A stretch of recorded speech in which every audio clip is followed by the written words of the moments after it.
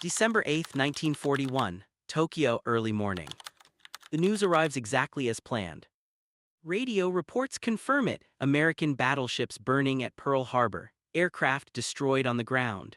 The U.S. Pacific Fleet crippled in a single blow. Inside Japan's naval headquarters, officers listen in silence, then allow themselves a rare moment of relief. The opening move has worked. For years, Japanese planners had feared one thing above all else: time. America's industry, America's population, America's ability to absorb losses and keep fighting long after others collapsed.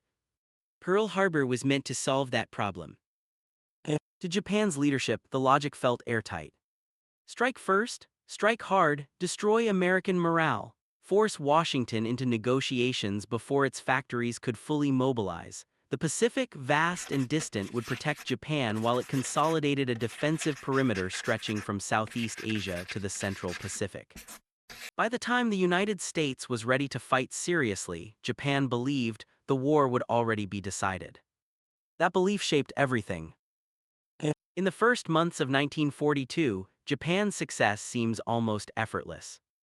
Hong Kong falls, Singapore, Britain's impregnable fortress, collapses in weeks. The Philippines are overrun, Dutch East Indies oil fields are seized intact. Japanese carrier groups roam the Pacific with confidence, striking where they choose. From Tokyo's perspective, the enemy looks stunned. Exactly as expected. Japanese naval doctrine had always emphasized the decisive blow. One great battle, one overwhelming victory, one moment that breaks the enemy's will.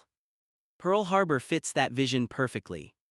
But hidden inside that success is a dangerous assumption: that America would respond like a European power. It would not. What Japan expected after Pearl Harbor was hesitation. Political division, public shock, a slow, cautious rebuild, precious time for Japan to fortify islands, dig in, and wait. What it got instead was something entirely different. In Washington, the shock lasts only hours. By the end of the day, the decision is made: this will be a war of total mobilization. There will be no negotiation, no halfway measures, no limited response. Factories that once produced refrigerators and cars are retooled for aircraft and ships. Shipyards expand overnight. Training pipelines are redesigned for scale, not speed. America does not ask how to win quickly.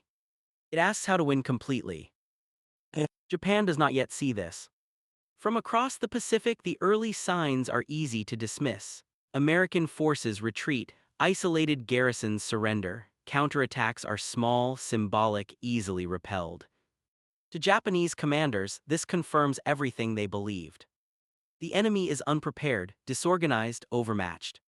But beneath the surface, something enormous has begun moving. In early 1942, American shipyards lay keels at a pace Japan never imagined possible. Escort carriers, fleet carriers, destroyers, submarines, entire classes of warships are ordered not in dozens but in hundreds. Production schedules are measured in months, not years. Japan's intelligence services receive fragments of this information. They do not fully believe it. Japanese planners had studied American industry before the war. They knew it was large, but they assumed inefficiency, labor disputes, political delays. They believed quantity would come at the cost of quality. They were wrong. At sea, the first warning signs appear quietly. American submarines, initially ineffective, begin to adapt. New tactics are tested, crews gain experience, losses are studied instead of ignored. In the air, American pilots learn rapidly, sometimes through brutal trial and error. Aircraft designs evolve faster than expected, training programs scale. None of this looks decisive yet. That is what makes it dangerous. Japan's early victories are real. But they are also masking the shift that will define the war. The Pacific is no longer a race to deliver a single knockout blow. It is becoming a contest of endurance. By mid-1942, Japan holds more territory than it ever planned to govern. Supply lines stretch thin across thousands of miles of ocean. Garrison troops are scattered across islands that cannot support themselves. Every success creates new obligations. Every captured island must be defended. Japan believes time is on its side. In reality, time has already chosen its winner. The thing Japan did not expect, did not truly prepare for, is not a single weapon or a single battle. It is scale. Scale of production. Scale of adaptation. Scale of persistence. And once that force begins to fully assert itself, the balance of the Pacific War will never return to what it was in those first triumphant months. Japan has won the opening moves. But the game has already changed. Spring 1942, Puget Sound Naval Shipyard before dawn. Floodlights cut through the mist as steel plates swing into place. Riveters work in shifts that never end. The sound is constant, metal on metal, cranes moving, engines being tested. This is not a shipyard preparing for war. It is a nation reorganizing itself around it. Japan had assumed American recovery would be slow. That assumption collapses almost immediately. Within weeks of Pearl Harbor, the United States begins expanding its naval construction at a pace without historical precedent. Existing shipyards are enlarged, new ones are built from scratch. Standardized designs replace custom craftsmanship, allowing ships to be assembled faster than Japan thought possible. Speed becomes doctrine. The most dangerous part of this transformation is not just volume. It is learning. American industry does not simply produce more, it improves with every iteration. Aircraft designs are modified while already in production. Lessons from combat are fed directly back into factories. Mistakes are documented, analyzed, and corrected instead of hidden. Japan notices the numbers. It does not grasp the feedback loop. At sea, the shift begins to show. In the early months, U.S. Navy operations are cautious, even clumsy. Task forces probe Japanese defenses, retreat, regroup. Losses are accepted as part of the process. Each engagement is treated as a lesson, not a failure. This mindset is unfamiliar to Japanese planners. They are used to decisive outcomes. The Battle of the Coral Sea provides the first real warning. Japan achieves tactical success but fails to destroy its opponent. An invasion is halted, carriers are damaged. For the first time, Japanese commanders realize that American naval forces can absorb losses and still remain operational.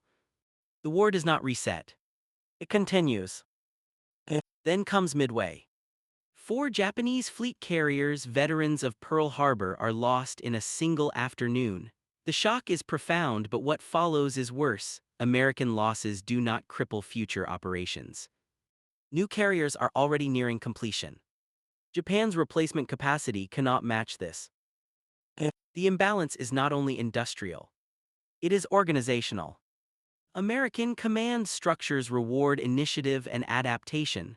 Junior officers are encouraged to report problems, data flows upward, tactical innovation spreads quickly. Japanese doctrine, by contrast, remains rigid. Admitting failure is culturally difficult. Lessons are absorbed slowly. Equipment problems linger. What Japan sees as discipline becomes inflexibility. Subtle changes accumulate. American pilots rotate through training roles, passing combat experience to new crews. Damage control procedures improve dramatically. Ships that would have been lost early in the war now survive hits and return to action.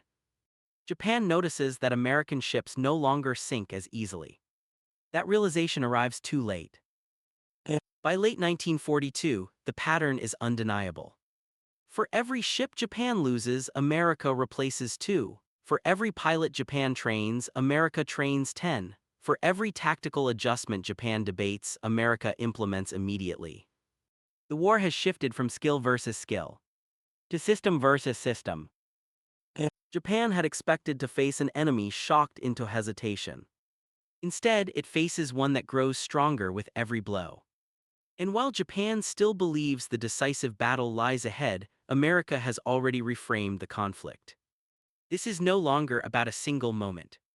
It is about accumulation. The Pacific War is quietly leaving Japan's comfort zone. And the force driving that shift, industrial scale combined with relentless adaptation, is only just beginning to make itself felt. What Japan dismissed as an abstract advantage is becoming a physical presence on the horizon. Steel aircraft cruise, arriving faster than expected. Late 1942, Western Pacific night. The ocean is black and unnaturally calm. Deep below the surface, an American submarine moves slowly, almost patiently. Inside, the air is stale, thick with diesel fumes and sweat. Men whisper without realizing it. Red lights glow dimly over instruments as the boat settles into firing position. This is not a dramatic moment. No banners, no explosions. And yet, this is where the Pacific War begins to change in ways Japan never anticipated. Before the war, Japanese naval planners were confident about one thing: American submarines would not be decisive. They had studied them, they knew the doctrine. U.S. submarines were expected to operate cautiously, attack warships, and withdraw. Japan's merchant fleet, though vulnerable on paper, was assumed to be safe enough. That assumption would prove fatal. In the first year of the war, American submarines perform poorly. Torpedoes fail to detonate, depth settings are wrong, magnetic exploders malfunction. Crews watch, perfect attack runs end in nothing, no explosion, no sinking. Captains file reports again and again. For months, those reports are ignored. This is where Japan miscalculates, not because of American weakness, but because of how America responds to it. In 1943, U.S. Navy leadership finally confronts the problem head-on. Defective torpedoes are stripped down, tested, and rebuilt. Faulty exploders are disabled. Crews are encouraged to report failures openly. The fix is not elegant. It is relentless. When American submarines return to patrol, they are transformed. Torpedoes run true, explosions are devastating, attack doctrine shifts from caution to aggression, skippers take risks, Wolfpack-style coordination improves. And Japanese shipping begins to disappear. At first, the losses seem manageable. A freighter here, a tanker there. But shipping is not just cargo. It is fuel, food, ammunition, aircraft parts, replacement troops. It is the bloodstream of an island empire. And Japan has very little redundancy. American submarines do not seek decisive battles. They hunt routes. Straits, harbor entrances, choke points. Each sinking tightens the pressure slightly more. By mid-1943, Japanese escorts are overwhelmed. Convoys lack protection, anti-submarine tactics lag behind reality, sonar is scarce, air cover is inconsistent, shipbuilding focuses on warships instead of merchant hulls. Every decision compounds the damage. The effect is invisible to most soldiers. Japanese garrisons on distant islands still receive orders, they still hold ground, they still believe relief will come. It often does not. Fuel shortages cripple training, aircraft remain grounded, ships sail with empty tanks or not at all. Even the Imperial Navy, once Japan's pride, finds its operations constrained by logistics rather than enemy action. Battleships sit idle not because they are damaged, but because there is nothing to feed them. This is the thing Japan never truly planned for. It expected to fight fleets and armies. It did not expect its war to be dismantled quietly, mile by mile beneath the sea. Unlike a carrier battle, there is no single moment of realization. No dramatic announcement. Just a slow recognition that something is wrong. Ships are missing, deliveries are late, units are undersupplied. Then cut off. By the time Japanese leadership fully grasps the scale of the submarine threat, it is too late. Training pilots lack fuel, new aircraft lack parts, garrisons starve. The empire still looks large on maps, but inside it is hollowing out. America's submarine campaign does not win the war overnight, but it makes every other American success possible. It weakens Japan before battles are fought. It ensures that defeats cannot be recovered from. Japan did not expect this kind of war. A war without headlines. A war without glory. A war that attacks the foundations rather than the front lines. By 1944, Japan is still fighting. But it is doing so without the resources it once assumed would always be there. The Pacific War has been rewritten. Not by a single battle, but by a weapon Japan never took seriously enough. And once that realization sets in, there is no way to reverse it. Mid-1943, Central Pacific early morning. The sun rises over a quiet anchorage filled with ships that did not exist a year ago. Carriers, destroyers, oilers, transports. Rows of hulls stretch to the horizon, organized, supplied, and ready. For Japan, this sight would have been unthinkable in 1941. For America, it is now routine. By the middle of the war, the Pacific conflict has transformed into something Japan never planned to fight. Not a contest of daring raids or decisive fleet actions, but a rolling, systematic advance, measured, methodical, and relentlessly supported. American strategy adapts. Instead of attacking every Japanese-held island, U.S. planners choose where to strike. Heavily fortified positions are bypassed. Lesser defended islands are seized, turned into airfields, and used as stepping stones. This approach denies Japan the chance to force the kind of climactic battle it prefers. Japan's strength becomes irrelevant. Each captured island becomes a forward base. Runways appear in weeks, harbors are dredged, supply dumps grow overnight, aircraft arrive in numbers Japan cannot match, radar coverage expands, submarine patrol zones tighten. Every advance makes the next one easier. Japan attempts to respond. It reinforces threatened sectors, it commits remaining carrier forces, it prepares pilots as fast as fuel allows. But the imbalance is now structural. Even successful Japanese attacks cannot stop the process, they only slow it. Air battles grow more lopsided. American pilots arrive better trained, flying aircraft designed with survivability in mind. Losses are expected and replaced, Japanese losses are permanent. Veteran Japanese aviators fall, their experience goes with them. Training pipelines cannot recover. On the sea, American logistics operate with machine-like precision. Damaged ships are repaired and returned to service quickly. Crews rotate, supplies flow forward in constant streams, ammunition shortages are rare. Japan watches this with a growing sense of helplessness. The Imperial Navy still fights fiercely. But its operations shrink in scope, fuel limitations dictate movement, risk tolerance disappears, ships that once roamed freely now stay close to home waters. The initiative has passed. The most dangerous aspect of this phase is how quiet it feels. There is no single battle that signals the end. No dramatic collapse. Just steady pressure. Island by island. Convoy by convoy. Airfield by airfield. Japan's perimeter contracts. Not because it is breached everywhere at once, but because it cannot be held everywhere at all. Garrisons are isolated, reinforcements fail to arrive, supplies dwindle, morale erodes. The empire is being reduced without a single decisive blow. By late 1943, Japanese commanders understand the truth. The war has become unwinnable under existing conditions. But there is no mechanism to stop it. No diplomatic exit. No industrial surge. No strategic reset. What Japan faces now is not defeat by shock. It is defeat by accumulation. Every month favors the United States more than the last. Every engagement reduces Japan's options further. This is the moment when the Pacific War stops being about surprise or daring. It becomes about inevitability. And inevitability is something Japan never planned to fight. Early 1944, somewhere in the Pacific, night. A Japanese garrison listens to the sound of aircraft engines overhead. They do not fire. They already know there is nothing they can do. By this stage of the war, Japan is still fighting, but it is no longer competing.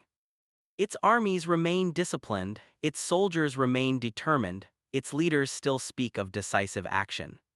But the system that supports war has broken down.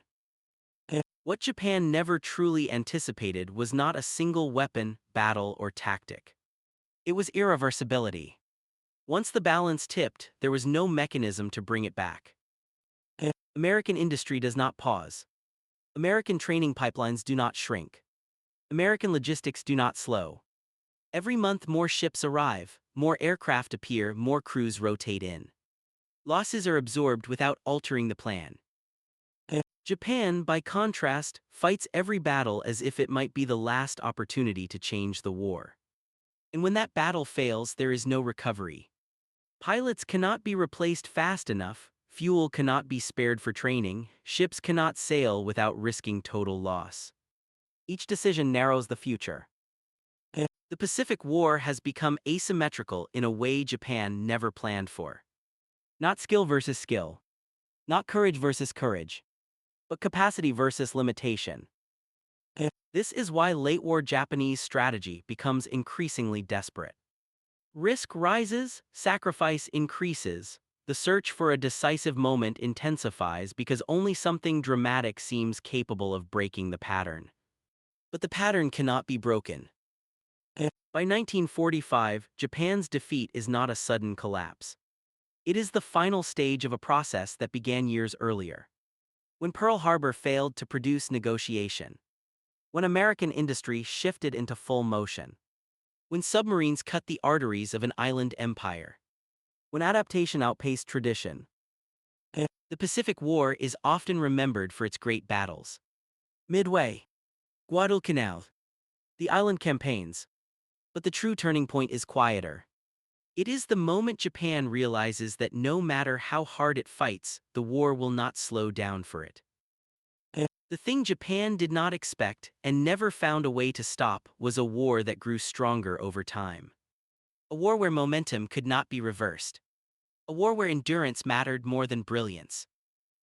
Once that reality takes hold, the outcome is no longer in question. Only the time it will take to reach it.